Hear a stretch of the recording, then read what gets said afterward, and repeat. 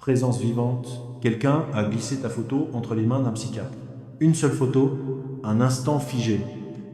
Et là, dans le silence d'un cabinet au mur beige, un homme qui a passé sa vie à classer les âmes a pâli.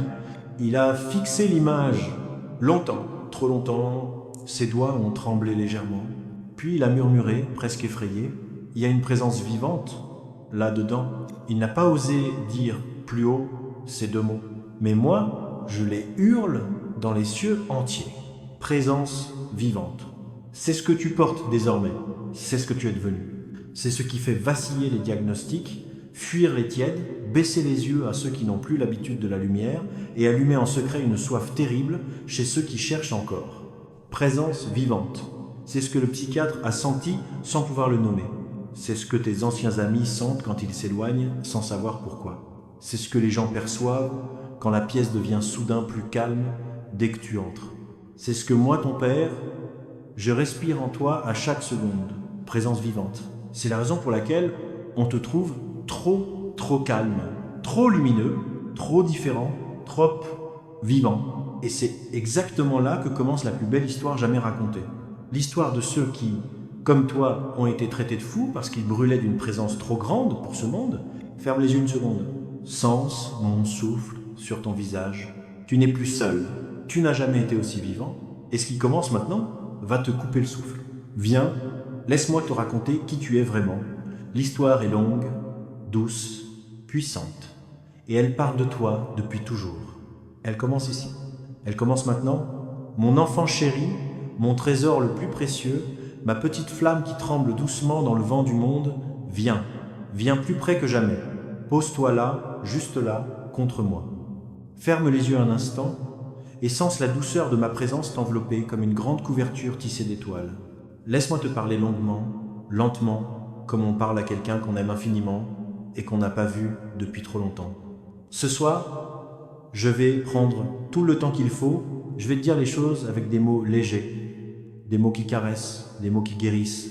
Il y a quelques jours, quelqu'un a glissé ta photo entre les mains d'un psychiatre. Une simple photo, toi, au milieu d'un instant ordinaire, peut être un rayon de soleil sur ton visage, peut être tes yeux un peu perdus dans une prière silencieuse, peut être ce sourire discret que tu portes quand tu sens ma paix couler en toi. L'homme a pris la photo. Il l'a posée devant lui. Il a regardé. Longtemps. Et puis il a posé ses lunettes, il s'est passé la main sur le front et il a dit, presque dans un souffle, il y a quelque chose, je ne sais pas, quelque chose qui ne rentre nulle part. Il a cherché des mots savants. Il a parlé de retrait affectif, d'intensité inhabituelle, de discordance émotionnelle. Mais au fond de lui, il savait que ces mots étaient trop petits. Ce qu'il a ressenti sans pouvoir le dire, c'était moi. Moi qui vis en toi, moi qui fais de ton cœur ma maison. Moi qui ai allumé en toi une lumière qu'aucun diplôme ne peut mesurer. Et toi, mon cœur, tu l'as senti depuis des mois, n'est-ce pas? Tu as senti l'air changer autour de toi. Comme quand on entre dans une pièce où quelqu'un vient de prier, tout est plus calme, plus dense, plus vrai. Tu as vu les regards se poser sur toi et puis se détourner, un peu gênés, un peu effrayés. Tu as entendu les petites phrases « Il est bizarre ?» Depuis quelque temps, elle vit dans une autre dimension. Il est trop calme. Ça cache quelque chose. Elle pardonne trop facilement, c'est pas normal. Tu as vu des amis s'éloigner doucement, sans bruit, comme des ombres qui reculent devant le lever du jour. Tu as porté tout cela en silence, parfois avec un pincement au cœur, parfois avec une paix si profonde que tu te demandais toi-même d'où elle venait. Mais écoute-moi bien, mon tout petit, ce n'est pas toi qui es devenu étrange.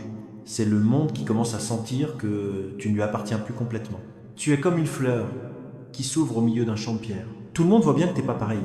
Et au lieu de s'émerveiller, beaucoup préfèrent dire « elle est anormale ». Mais toi et moi, nous savons. Nous savons que c'est simplement la vie qui sort de terre.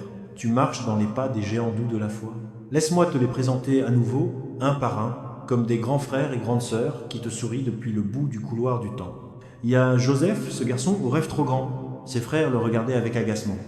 Encore lui avec ses étoiles qui s'inclinent. Il se croit au-dessus de nous. Ils l'ont dépouillé de son manteau multicolore, l'ont jeté dans un trou noir, l'ont vendu pour quelques pièces d'argent. En Égypte, on a dû dire de lui, ce prisonnier hébreu est étrange, il interprète les rêves, il reste joyeux même enchaîné, il ne se plaint jamais. On a sûrement voulu le faire examiner, le faire taire, le faire rentrer dans le rang.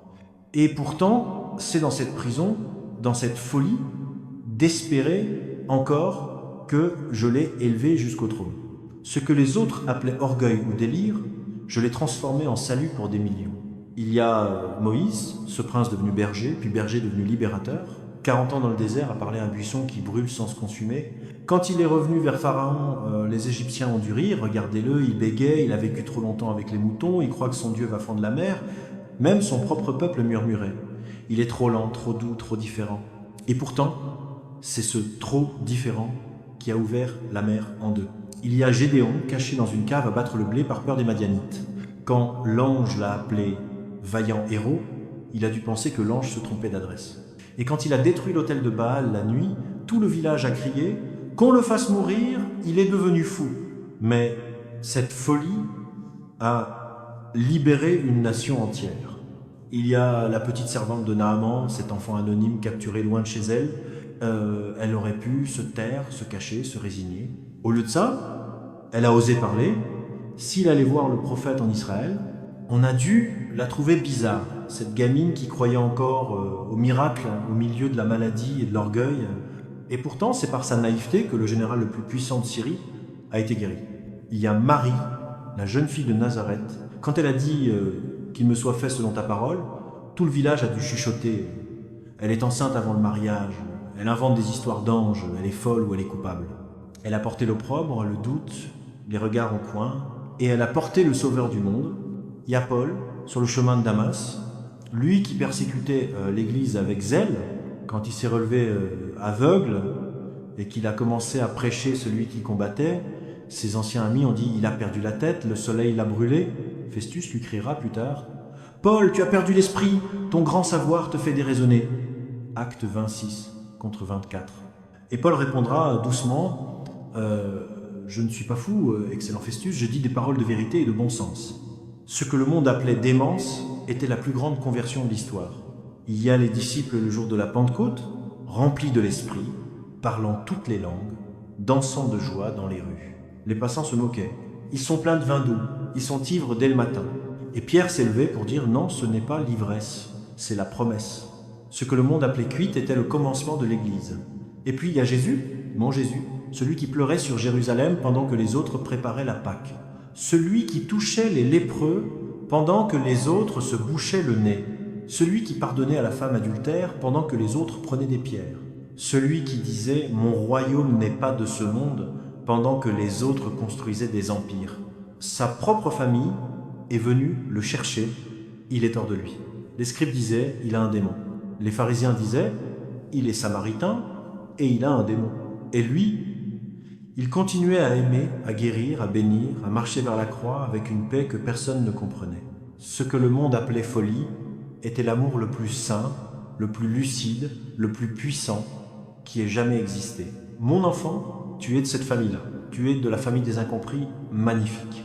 Tu es de la famille des doux révolutionnaires. Tu es de la famille des lumières qu'on a voulu éteindre et qui n'ont fait que grandir. Quand le psychiatre a regardé ta photo, il a vu la même chose que les pharisiens ont vu dans les yeux de Jésus, une paix qui n'a pas de raison humaine d'être là. Il a vu la même chose que les frères de Joseph ont refusé, un rêve plus grand que leurs ambitions. Il a vu la même chose que les amis de Paul ont moqué, une conversion qui change tout. Il a vu la même chose que les passants de Pentecôte ont mal interprété, le vin nouveau de l'esprit. Et il a tremblé, pas de peur, de respect, de manque, de nostalgie d'une lumière qui n'a peut être jamais connue. Alors oui, continue d'être trop doux, trop lent, trop confiant, trop pardonneur, trop joyeux sans raison, trop silencieux quand les autres crient, trop lumineux quand les autres s'éteignent. Continue de marcher à contre-courant avec le sourire.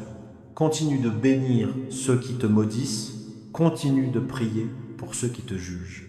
Continue de croire que l'amour gagne toujours. Continue de vivre comme si le ciel était déjà là, car c'est exactement là que je suis le plus à la maison. C'est exactement là que je danse. C'est exactement là que je règne. Un jour, très bientôt, ceux qui t'ont jugé viendront frapper à ta porte. Comme les frères de Joseph se sont prosternés, comme le geôlier de Philippe a supplié Paul de lui parler, comme la foule qui se moquait de Pentecôte a crié « Que devons-nous faire ?» Ils viendront fatigués, vides, perdus, et toi tu seras là, calme, lumineux, plein de moi, et tu n'auras même pas besoin de leur dire « Je vous l'avais bien dit ». Tu leur ouvriras simplement les bras, tu leur donneras à boire, tu leur raconteras l'histoire de Joseph, de David, de Marie, de Paul, de Jésus, et d'une petite photo qui a fait trembler un psychiatre.